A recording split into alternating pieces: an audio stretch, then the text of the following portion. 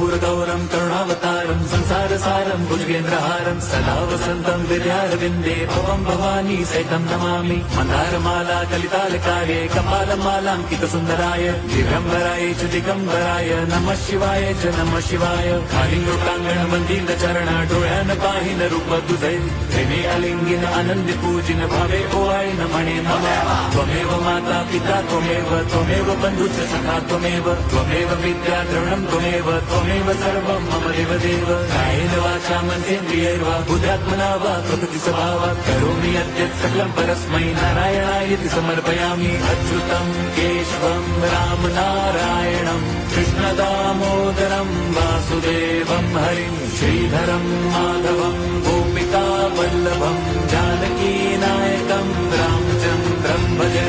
Hare Ram Ram Ram Hare Hare, Hare Krishna Hare Krishna.